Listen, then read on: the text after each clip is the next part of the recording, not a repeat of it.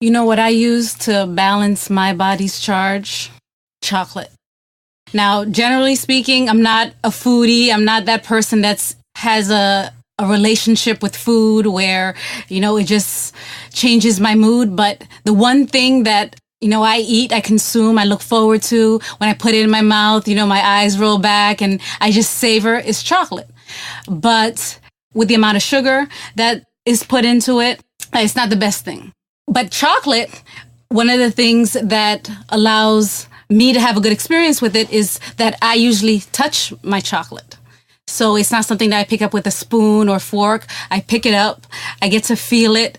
And most of the time it's milk chocolate. So it's kind of soft. It starts to kind of like melt in your hand a little bit. And my senses start to go. And I've come to learn that although growing up, eating wasn't like a sensory experience for me, I was able to achieve that with chocolate and other foods that I eat with my hands. And so that's another thing that we might see other cultures do, other people from other nations eating with their hands, and we might consider it primitive, backwards, that they're not using the proper utensils, and it has great benefits. So come to find out that you have oils on your hands, flora, good bacteria that they get transferred onto the food, and once you ingest it, it helps to promote digestion. These are the same oils that is used in order to identify your fingerprint that you leave behind on smooth surfaces. So what if you suck your thumb? You still have flora. No, I'm saying, is it good? Are you getting the flora straight from the source? I think so. What if you suck like the two? If you just put your whole hand in your mouth, the middle finger and the ring finger, and then you can cut down your grocery bill because you're gonna get all your. You know what? I read an article and it says that there's particular peoples in Africa that get greater nutritional benefits from eating because they have certain flora on their hands that aren't found anywhere else. So it's possible that you're doing yourself a great service by sucking your thumb. So you have a child that sucks their finger, just let them. Now, what if you're in a group and then there's like, okay, we're going to try this hand eating thing. And then like a European comes by and they want to join in the eating with the hands. Now, here's the situation with me. I use the men's room because I am a boy. And I often see some disturbing hand washing practices. Or lack thereof. Yeah. Lack of practicing of the washing of hands. Okay. And I happen to see it. And so I don't know. I don't know if factually or statistically, it's a high statistical instance of European men that I see that do not wash their hands. So I can understand why Europeans might want to eat with forks and knives and not want to eat with their hands. All right. So if you are consuming a meal and a European happens to be present, they wish to partake in the same manner in which you're consuming your meal, this is the workaround. And this is something that our people have implemented, having a wash bowl there present, where everyone that's going to participate is required to wash their hands right then and there. So everyone can witness everyone's hands that are going into that communal bowl. Everyone's good because everyone's washed their hands. Well, I don't know about all that. I would want to go into the toilet and see the soap and all of that stuff. Because But what happens from the toilet to the table? You can get access and come in contact with all sorts of stuff. I'm gonna be watching them. So by the time you sit down, or you're on the ground, hopefully you sit down, you put your hands, you do a second washing. Hopefully it's the second washing and not the first of the day. Okay, maybe I can go with the first washing has to be with the soap. And then the second washing at the table, which is going to be like 7 or 8 seconds later, because I'm going to be watching, because I want to witness the first washing with the soap. I got some of what you guys said, but I don't care what race, what color, what gender. I am not sharing food. I'm very picky with food. I'm completely colonized in that sense. Guys, I'm gonna admit it, but my mother was an etiquette teacher. Maybe that's why. But I can't do that. I'm sorry. So you're saying no communal bowl. That's what you're saying. I'll have my own bowl and maybe I'll do my own thing. Mm-hmm. You'll do it with the hands though.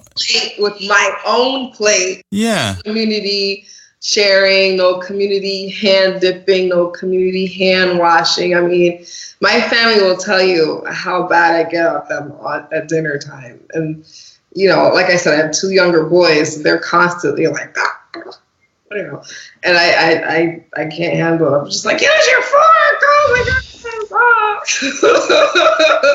They're just looking at me like, my husband's like, you know, it's better that way. And I'm just like, yeah, but I don't know. You know, the Europeans got me with that one.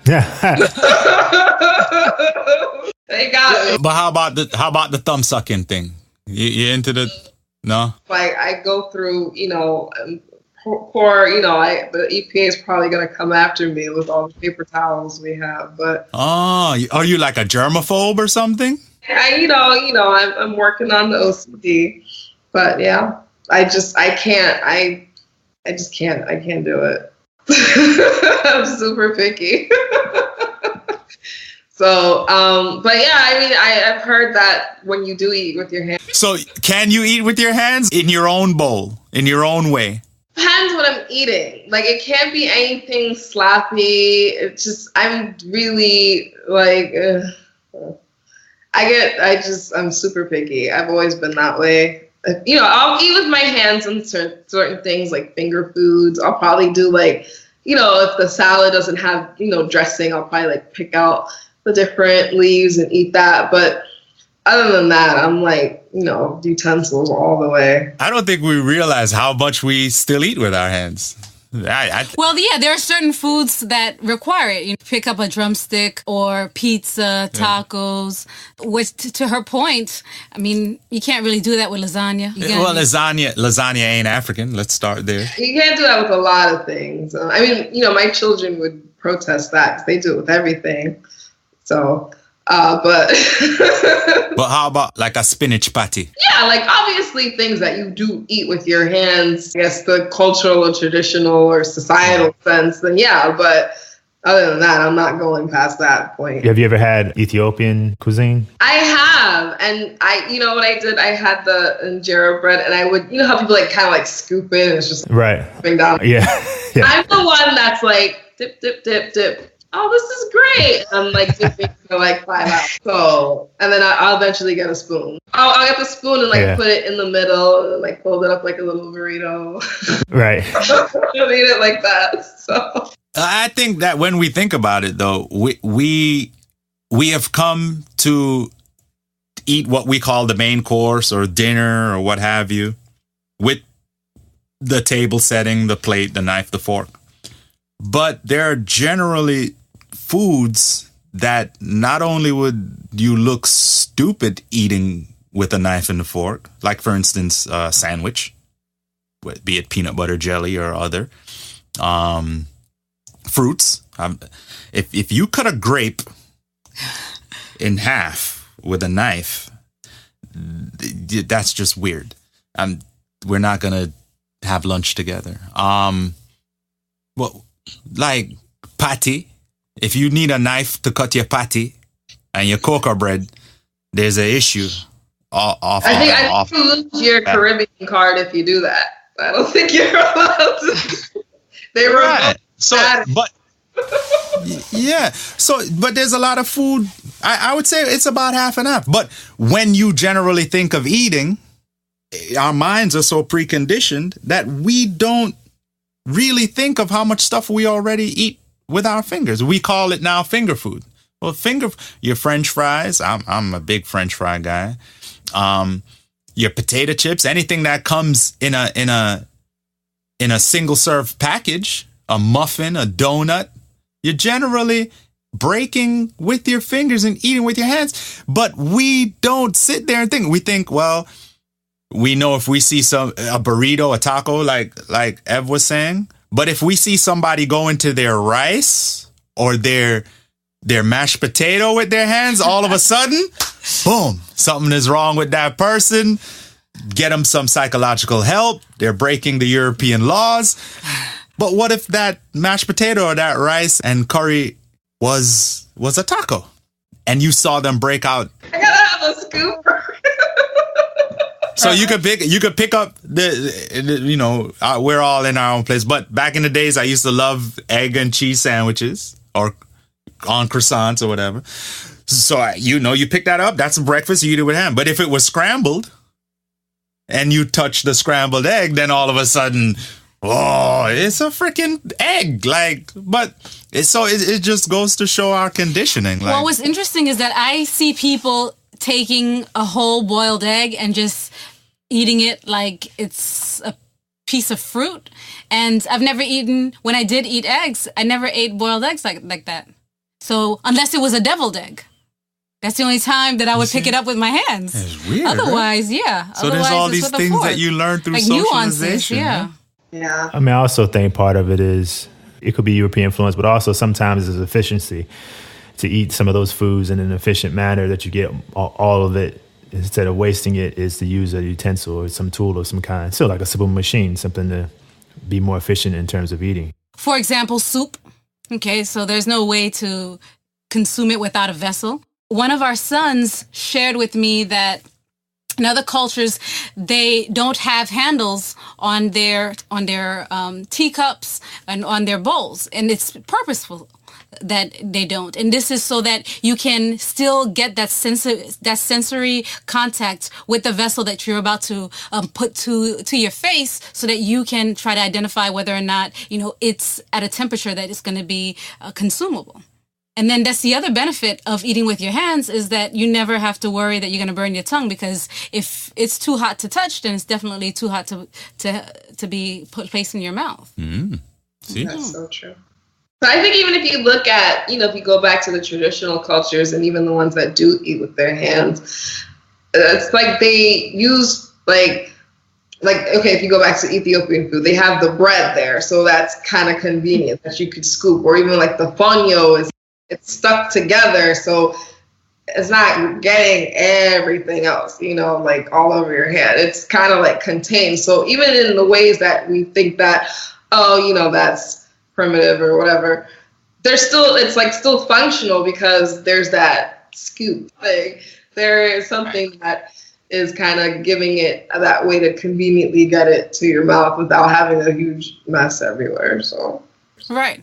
I think like the taco serves the same purpose, rolling it up in like a burrito or some sort of put it in a pita, just using the food that you're going to consume as the vessel so that there's no waste. Makes sense. Yeah. Makes sense.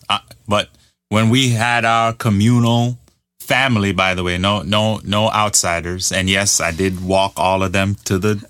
Yeah, it was mandatory. I want to see you wash your hands. With soap, get under the nails. We're going to do all that because, we're a loving family, but you are not going to give me your little child germs. We're not doing that. Your personal flora. Yeah, your personal, that's for you. And then, of course, the rules are when the food is in the middle, you pull from the middle and what's in front of you is yours. So you don't go in front of someone else's. So you pull from the middle towards yourself, and then you take from in front of you, and you don't take from others. So it's hopefully, I guess, the early don't double dip kind of way of doing it, where you go in there once. But then I would see other cultures, and when a stranger or a new person is among the group, then you're supposed to feed that person.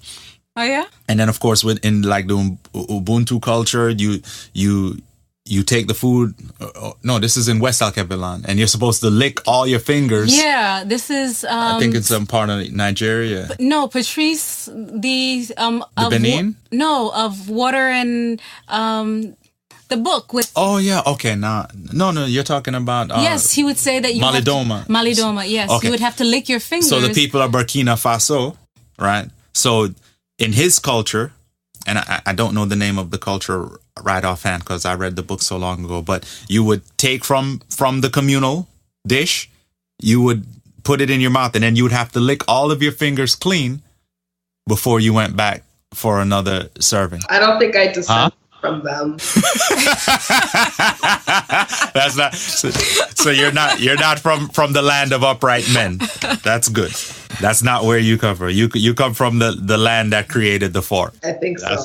That's your people. And then I heard that the Asian cultures, particularly the Chinese, consider the way that Europeans eat to be brute and to be animalistic, that they eat with knives and they stab their food with forks, like pitchforks out in the field. It's always, even after the food is dead, they're still killing it. And the Chinese considered that their way of eating to be savage. Like, okay, why don't you prepare your food in bite-sized enough pieces so that you don't have to kill it again when it's on your plate? Yeah. Why do you need 20 pounds of steak? You can make everything bite-sizable. And then, of course, the Chinese, they use the chopsticks or the hands, or they bring the bowls up to their faces. They also speak of the frequency of wood versus the frequency of silver and metal, putting metal in your mouth versus putting something that doesn't require metallurgy or unnatural processes to form. So a piece of wood, it's pretty neutral in the touching of the food. And of course, all your food is already prepared in bite-sized chunks. So it's a more civilized way of eating. I agree with the Chinese there. And we actually got wooden bowls to put our salads in. And I feel like they taste better since we've done that. So, rock on Chinese.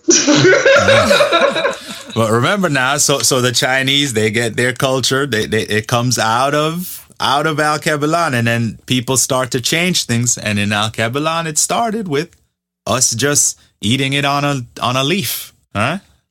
Without even needing to cut down the tree. We could just go and remove a leaf from the tree and make that the vessel that we ate with from our hands, right? And that would be the most connected and the least destructive. So after all that eating, then your body goes through a process, and then eventually there's elimination. And so we've allowed that porcelain throne to do great damage to us. And many people have started to incorporate stools. This is something for you to place your feet on while you're on that porcelain throne to help with the process, because the toilet puts you in an awkward position, an unnatural position for you to properly eliminate. And so it perpetuates all sorts of ailments such as hemorrhoids and, constipation and what have you. So, or it doesn't help in the event that you suffer from constipation, because there's, I guess, this process where your rectum is supposed to be at a certain angle. It doesn't allow for, Did you just say rectum? You can say rectum on the podcast. Okay. So what I was saying is that if we sit on the toilet as Westerners do, then you're not putting yourself at the right angle. And so this causes you to have to strain, push harder than you should have to. And so it causes hemorrhoids.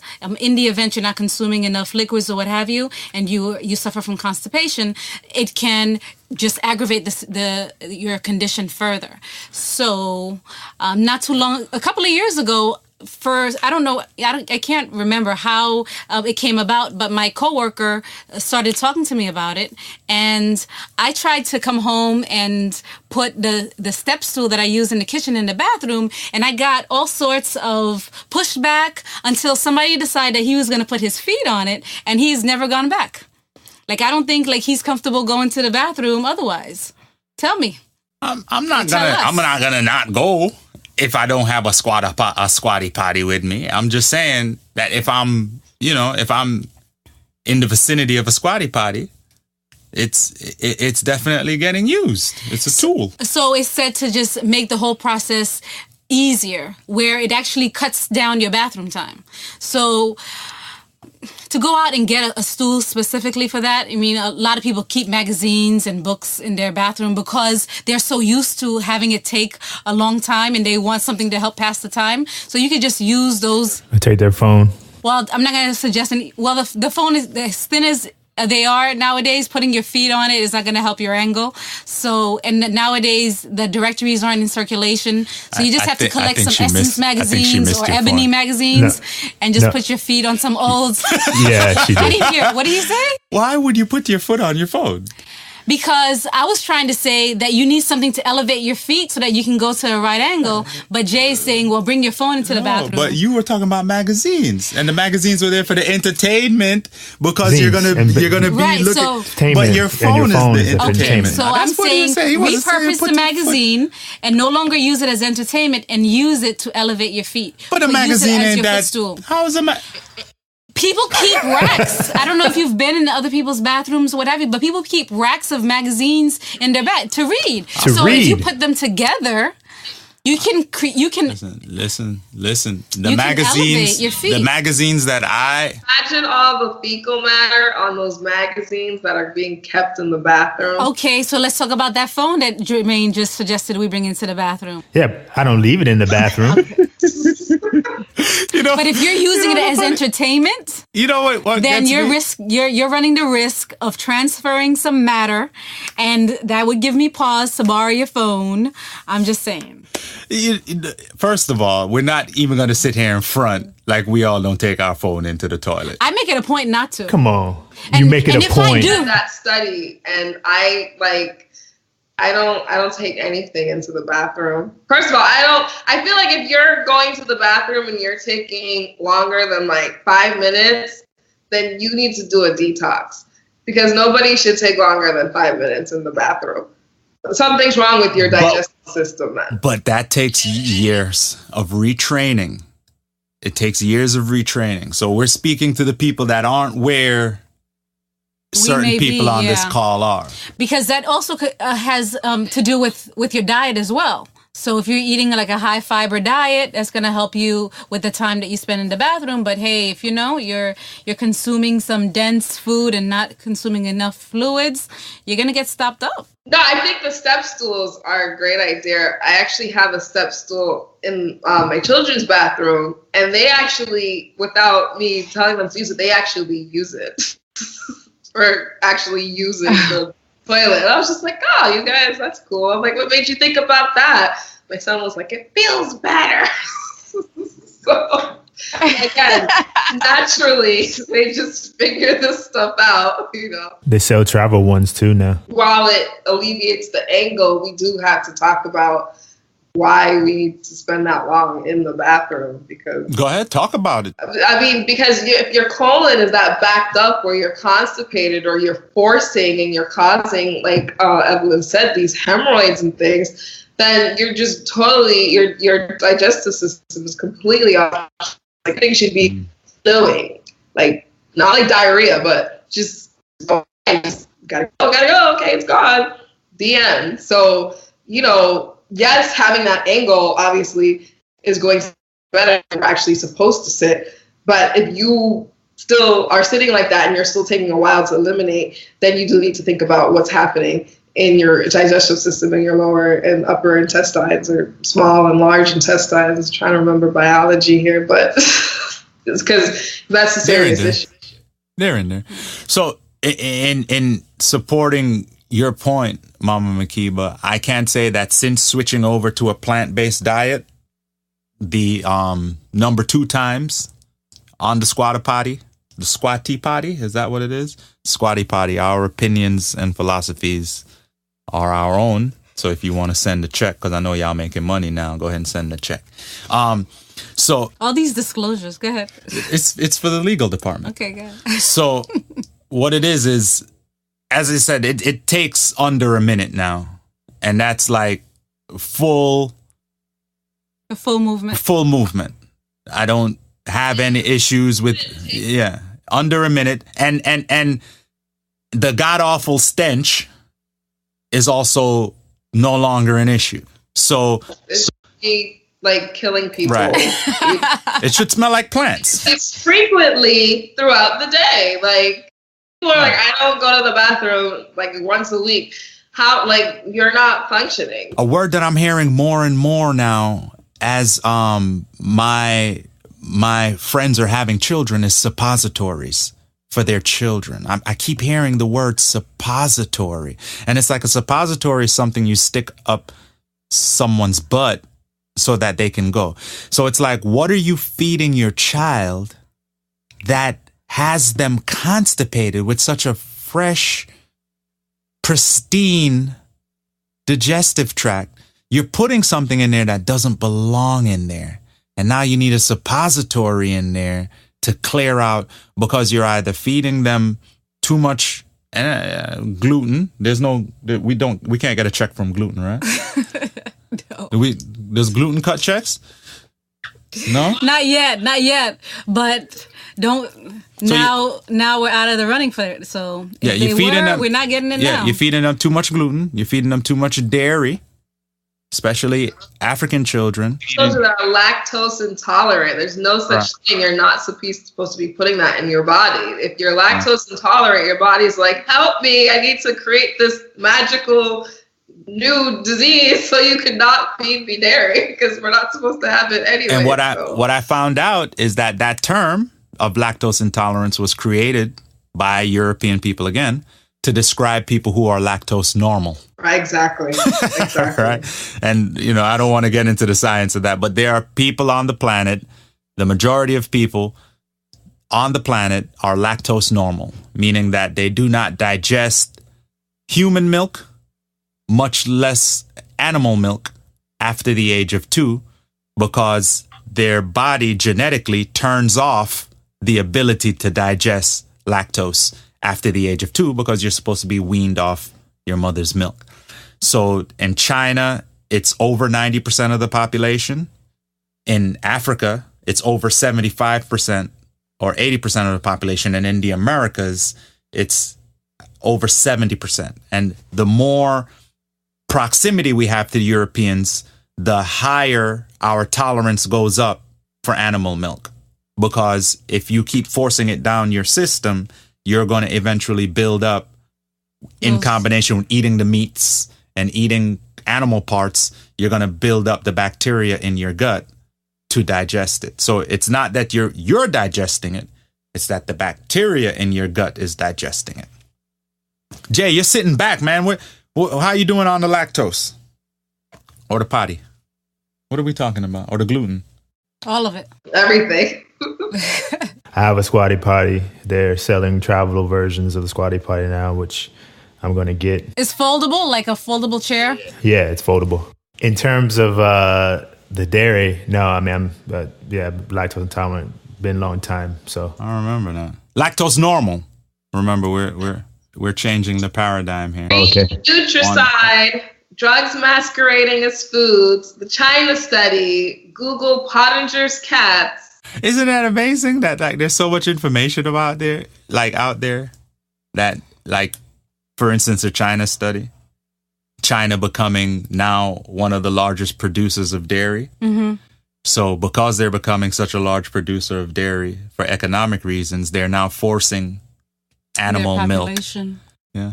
And they're making a whole segment of their population sick. Yeah. But even now, what's that? Vegan cheese, they're putting, what's that thing? I don't know, casein, I don't know, whatever it's called. But that's the Carrageenan and all of that. So they are putting elements of the animal byproducts in what they're calling the vegan and the veggie, cheese. So if you are transitioning to you really have to look at the labels, because we just did an interview about the alkaline plant-based diet, and my host was talking about just how now so many products are vegan, but it's still unhealthy because of the processing that it's going through. You don't know what's being added to these things. So do your research, people. You didn't want to name your host in case she wants to cut the check? Oh, my host was actually, his name was Akil, and you guys can check it out on my YouTube channel, and maybe he wants to cut a check. Akil, the thoughts and opinions of Kujenga and its members do not discriminate from you cutting us a check. Look, we need checks, y'all. We need checks. I don't know. We gotta bring it to church or something. So we here at Kujenga, we want to make sure that anyone that's within our vicinity that of our people that's doing the work, that's putting their hands to it to advance us, that we recognize them and we extend support. And so, Mama Makeeba, we are excited. Are we gonna screw in after this? If you're inclined, we should definitely screw in tonight. Okay. Mama Makeeba, thank you so much for joining us today in our conversation about counterculture. And I want to encourage everyone to tune in to Cultivate Life on YouTube and on Instagram. You can follow her. And on the podcast posting, I'll include your tags so that our listeners can follow you and keep tabs on what you're doing. So thank you so much for joining us today and for the work that you do. Thank you. And this is amazing. So let's keep this going. Thank you. I think everybody should make some time tonight to screw in. Yeah, definitely. Go ahead and do that.